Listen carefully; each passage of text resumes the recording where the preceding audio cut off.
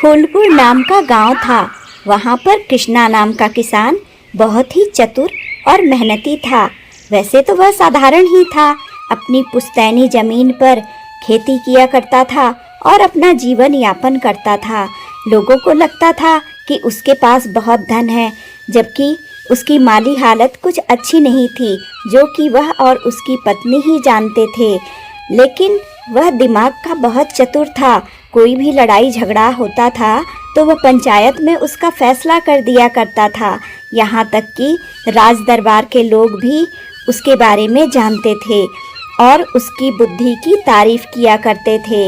इस कारण कोई भी झगड़ा राजा के पास तक पहुँच नहीं पाता था। धीरे धीरे राजा के कानों में भी यह बात पड़ी कि कृष्णा नाम का किसान बहुत ही चतुर और शातिर है। राजा ने कृष्णा से मिलने की इच्छा जाहिर की। उन्होंने सैनिकों को आदेश दिया कि उसे बुला लाएं। वह हाजिर होता है। महाराज, इस गरीब से कोई गलती हुई है क्या, या फिर मेरी किसी ने कोई शिकायत की है? महाराज, नहीं, तुमसे कोई गलती नहीं हुई है। मैंने सुना है कि तुम अपनी चतुराई से लोगों के झगड़े सुलझा देते हो, ऐसे ऐसे तर्क देते हो कि उनका कोई तोड़ नहीं होता। तो हम ये चाहते हैं कि तुम हमारे लिए कुछ ऐसा काम करो जो आज तक किसी ने ना किया हो। ऐसे काम अचानक तो हो जाते हैं, लेकिन एक दिन में नहीं होते। अगर आप चाहते हैं कि मैं आपके लिए कुछ ऐसा काम करूं जैसा आज तक किसी ने आपके लिए नहीं किया, तो आप निश्चिंत हो जाए, मैं ऐसा काम आपको करके दिखाऊंगा। इतना कहकर कृष्णा राजभवन से वापस आया और घर में एक हफ्ते तक सोचता रहा कि वह ऐसा क्या करे जिससे राजा प्रसन्न हो जाएं। लेकिन उसे कुछ समझ में नहीं आ रहा था।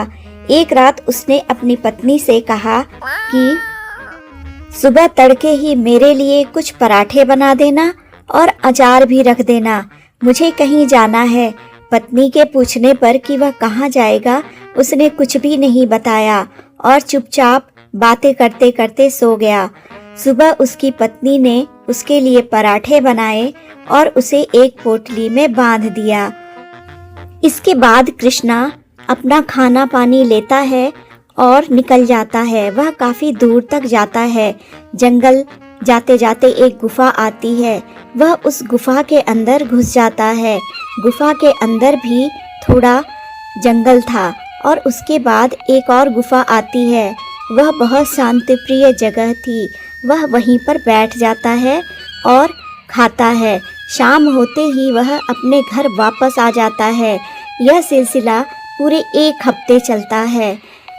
उस गांव में एक धोबिन काकी थी जिसके पति की मृत्यु हो चुकी थी। वह धोबिन काकी बहुत ही अलग स्वभाव की थी। कोई भी बात अगर उसे पता चलती थी तो जब तक वह पूरे गांव में न फैला दे उसके खाना नहीं पचता था। इसी तरह जब वह कृष्णा को कई दिनों तक नहीं देखती है तो उसे चिंता होती है कि कृष्णा आखिर दिखाई क्यों नहीं दे रहा है। एक दिन वह कृष्णा के घर जाती है। शाम का समय था। उसी समय कृष्णा घर वापस आता है। कृष्णा को देखते ही धोबिन काकी पूछती है, अरे बेटा, कई दिनों से दिखाई नहीं दे रहे हो, कहाँ जाते हो? तब वह कुछ रुक कर कहता है कि अरे काकी, मैं कहीं गया था बहुत ही जरूरी काम से और तुम सुनकर चौंक जाओगी।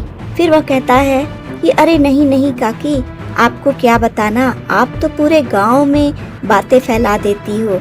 मैं नहीं चाहता कि यह बात गांव में पता चले। वह कहती है कि अरे नहीं बेटा, तुम मुझे बताओ तो सही। मैं अगर कोई इस तरह की बात है तो किसी से भी नहीं कहूँगी, सच कह रही हूँ। तब वह कहता है अरे नहीं नहीं काकी, तुम्हारी आदत है, तुम कहाँ मानोगी। उसकी उत्सुकता और बढ़ती है। धोबिन काकी फिर कहती है कि अरे नहीं बेटा, मैं कसम खा के कहती हूँ, मैं किसी से भी नहीं कहूँगी। तब वह कहता है कि ठीक है, तुम इतना पूछ रही हो तो मैं बताता हूँ। मैं स्वर्ग की यात्रा करके आया हूँ। इतना सुनना था कि धोबन काकी की आंखें फैल जाती हैं। वह आश्चर्य से पूछती है, स्वर्ग की यात्रा जीते जी? वह कहता है हाँ हाँ, और क्या? तब वह कहती है अच्छा ये बताओ, मेरे पति वहाँ मिले थे? तब वह कहता है कि हाँ हाँ मिले थे ना। तुम्हारे बारे में पूछ रहे थे कि तो वह कहती है कि अच्छा क्या पूछ रहे थे। तब वह बताता है कि वह कह रहे थे कि अभी भी वह पूरे गांव में चुगलियां करती फिरती है कि नहीं। तब धोबन गुस्सा हो जाती है। फिर वह कृष्णा से कहती है कि अच्छा तुम मुझे भी स्वर्ग की यात्रा करा दो। तब वह कहता है कि अरे नहीं, उसमें बहुत खर्चा है। धोबन कहती है कि जितना भी खर्चा हो मैं देने के लिए तैयार हूँ। फिर वह कहता है कि 5 मोहरे सोने की लगेंगी। वह झट से मोहरे लाकर उसे देती है और कहती है कि मुझे कब लेकर चलोगे। तब कृष्णा कहता है कि ठीक है, मैं प्रबंध करता हूँ। फिर वह कहता है कि अच्छा अब किसी से यह बात मत बता देना, नहीं तो उसे भी साथ ले जाना पड़ेगा। फिर वह अपने घर चली जाती है। कृष्णा रोज ही जाकर उस गुफा में बैठ जाता है और फिर अंधेरा होने पर घर वापस आता है। इधर राजा को भी चिंता होती है कि इतने दिन हो गए, कृष्णा आया नहीं, उसने कुछ बताया नहीं। तो फिर वह अपने दूतों को भेजता है। सैनिक कृष्णा को ढूंढते हुए उसके घर के पास जाते हैं। जब वह वहां पहुंचते हैं तो पहले ही धोबन काकी उन्हें मिल जाती है। वह धोबन काकी से पूछते हैं कि कृष्णा कहाँ है। तब वह बताती है कि वह आजकल बहुत व्यस्त है। सैनिक जब उससे कड़ाई से पूछते हैं तब वह बताती है कि आजकल वह स्वर्ग की यात्रा करके आया है और मुझे स्वर्ग ले जाने के लिए वह तैयारी कर रहा है, इसी में वह आजकल व्यस्त है। यह सुनकर सैनिक बहुत अचंभित होते हैं। फिर वह कहते हैं कि ठीक है, हमें कृष्णा से बात करनी है और हम भी स्वर्ग की यात्रा जीते जी करना चाहते हैं। फिर वह तीनों जाकर कृष्णा के घर बैठ जाते हैं। शाम के समय जब कृष्णा आता है तब सैनिक उससे कहते हैं कि हमें भी स्वर्ग की यात्रा कराओ। फिर धोबन काकी हंसते हुए कहती है कि मेरे मुंह से स्वर्ग वाली बात निकल गई, क्योंकि राजा के लोग हैं, बात छुपाने से कहीं तुम्हारे ऊपर कोई समस्या ना आ जाए, इसलिए मैंने बता दिया। तब कृष्णा कहता है कि भाई स्वर्ग की यात्रा के लिए बहुत खर्चा आएगा। तब सिपाही कहते हैं कि हमारे पास पैसे की कमी थोड़ी ना है। कृष्णा तब कहता है कि 1000 सोने की मोहरें लगेंगी। वह सिपाही तुरंत उसे 1000 सोने की मोहरें दे देते हैं और कहते हैं कि बस तुम स्वर्ग की यात्रा की तैयारी करो। देखो भाई, इन सब कामों में समय लगता है। मुझे भगवान के दूतों से बात करनी पड़ेगी। वह ज्यादा लोगों को लेकर नहीं जाते हैं, इसलिए उन्हें पैसे देकर मनाना होगा। उसके पश्चात इस तरह 1 हफ्ता बीत जाता है। कभी कभी उससे धोबिन काकी मिलती हैं और पूछती हैं, अरे बेटा, हम स्वर्ग की यात्रा पे कब चलेंगे? कृष्णा उनसे कहता है कि काकी, स्वर्ग के दूतों से बात चल रही है यात्रा के लिए। उसके पश्चात इस तरह 1 हफ्ता बीत जाता है। अब जो सैनिक थे वह भी आके पूछा करते थे और एक दिन सैनिक के मन में यह बात आती है कि अगर हम राजा को यह बात बताएं कि जिंदा स्वर्ग जाने की तैयारी हमारी चल रही है, तो राजा भी हो सकता है हमारे साथ चलें और वह हमें इनाम भी देंगे। फिर वह सैनिक दूसरे सैनिक से यह बात कहता है।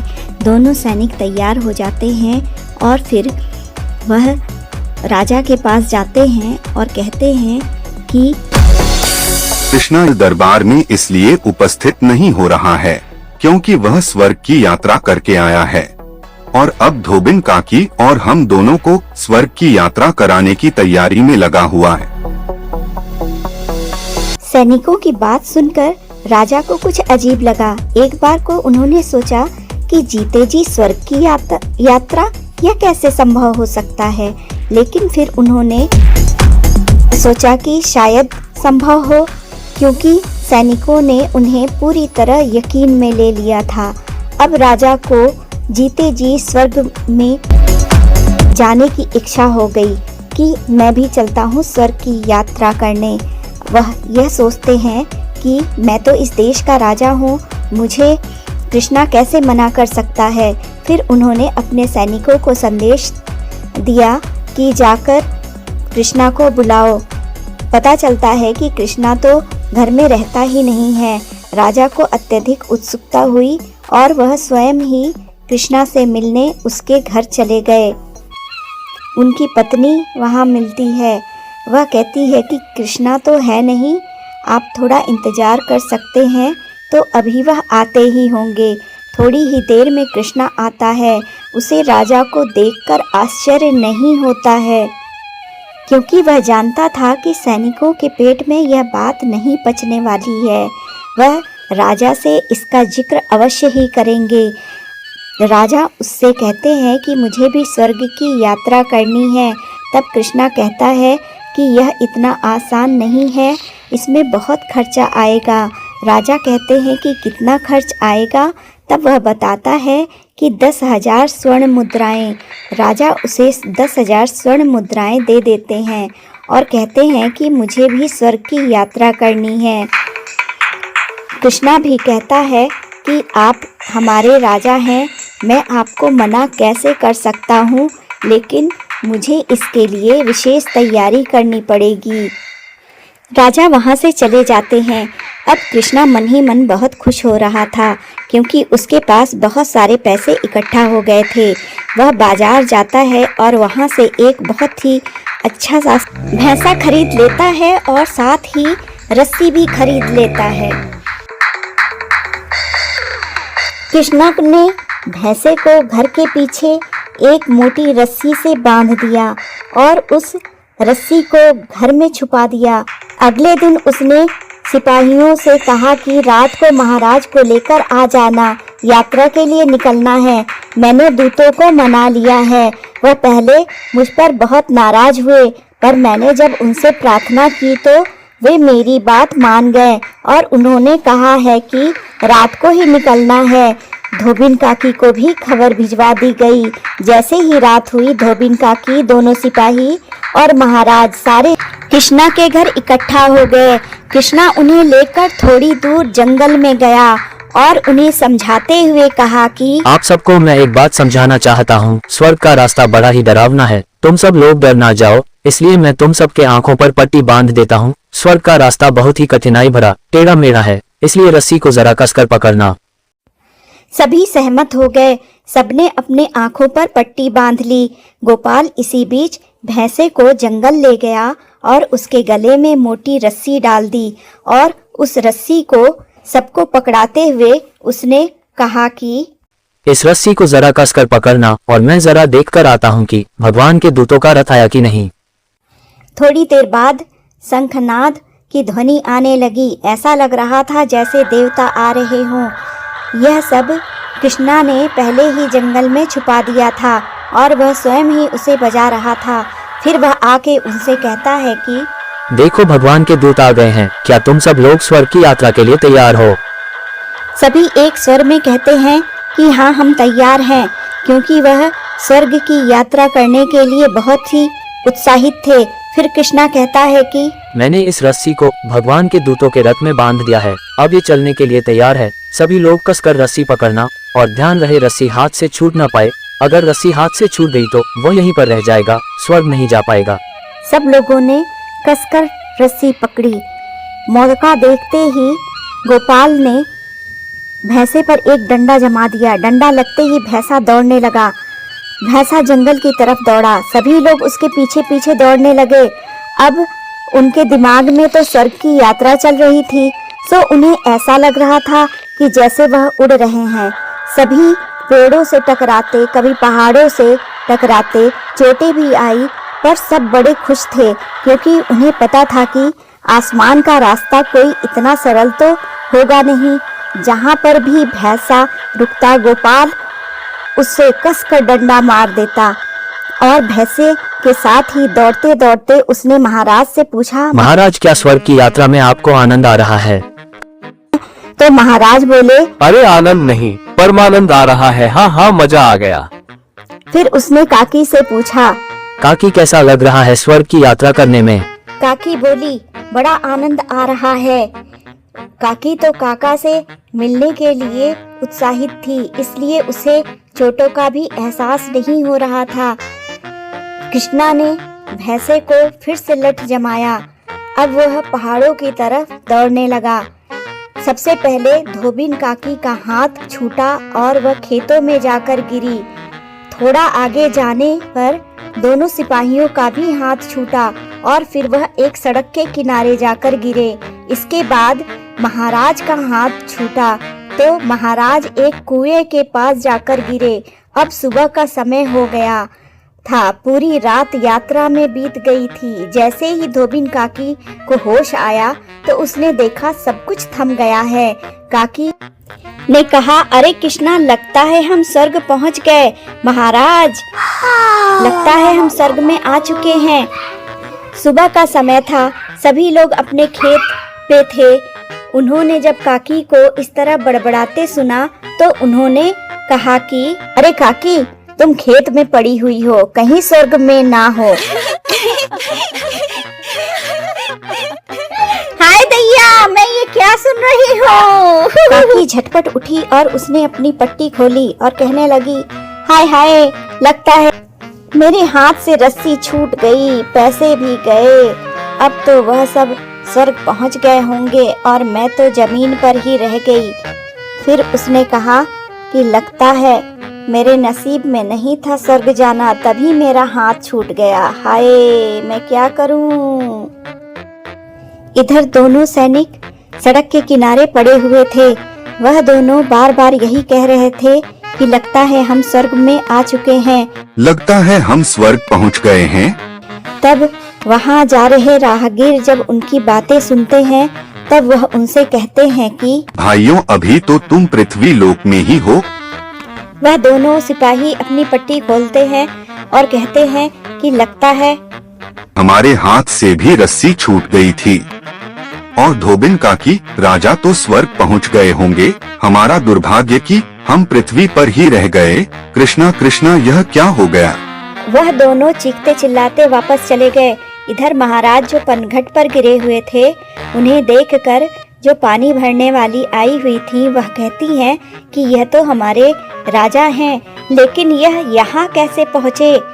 तब राजा की नींद खुलती है और वह सोचते हैं कि ओहो, लगता है मैं स्वर्ग पहुंच गया हूँ और स्वर्ग की अप्सराएं मुझसे बात कर रही हैं। तब पनिहारिणी कहती हैं कि राजा साहब, आप कोई स्वर्ग में नहीं हो। मैं कहाँ हूँ। राजा तुरंत अपनी पट्टी खोलता है तो पाता है कि वह पनघट पर है। फिर वह कहता है कि लगता है मेरे हाथ से रस्सी छूट गई।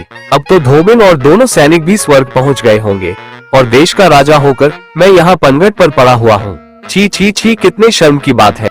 राजा के लिए घोड़े का प्रबंध किया जाता है और वह अपने राजमहल लौट जाता है। वह अपने राजमहल में बैठा हुआ था, तभी दोनों सिपाही वहां पहुंचते हैं। वह थोड़े दुखी भी दिखाई दे रहे थे। तब राजा ने उसे देखकर पूछा कि अरे, तुम लोगों के हाथ से भी रस्सी छूट गई थी क्या। तुम लोग स्वर्ग नहीं पहुँचे। हाँ महाराज, हमारे हाथ से भी रस्सी छूट गई थी।